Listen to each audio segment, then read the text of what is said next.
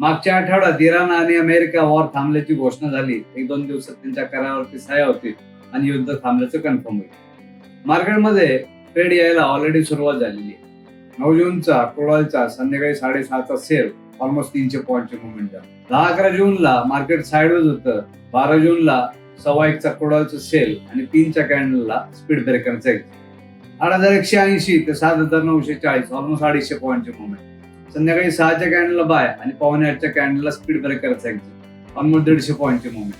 15 जूनला 4% market gap down उघडल्यामुळे पूर्ण दिवस साइडवेज होतो. 16 जूनला 1च्या कॅन्डलला ओटीसीचा सेल, 2.5च्या कॅन्डलला स्पीड ब्रेकरचा एक्झिट 120 पॉईंटचे मुवमेंट.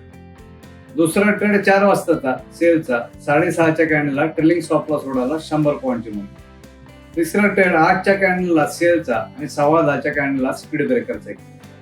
12 जूनला 8:30च्या कॅन्डलला सिल्वरचा बायचा ट्रेड 2,42,600 ते 2,46,600 4,000 पॉईंटचे मुवमेंट. सिल्वर रात्रीच्या 12 पर्यंत शेवटच्या मिनिटापर्यंत हायवर आहे मारत.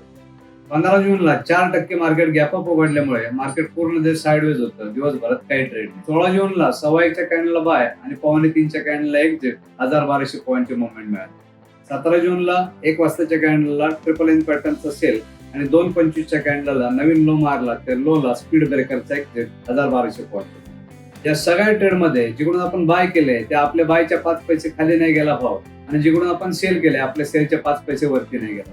ज्या ट्रेडमध्ये मी स्पीड ब्रेकरचा उल्लेख केलाय तर सगळ्या ट्रेडमध्ये इंट्राडे एक्झॅक्ट हायला आपली बाय मधून एक्झिट आणि इंट्राडे एक्झॅक्ट लोला आपली सेल मधून एक्झिट. याच सिस्टीमनुसार 10, 20, 50, 100 लॉट मध्ये न घाबरता इंट्राडे ट्रेडिंग कशी करायची हेच मी कोर्समध्ये शिकवतो.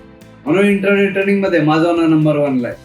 जर तुम्हाला ही प्रोफेशनल ट्रेडिंगची सिस्टम शिकायची असेल तर आपली नेक्स्ट बाय जॉईन करा. डायल करा 9272000000.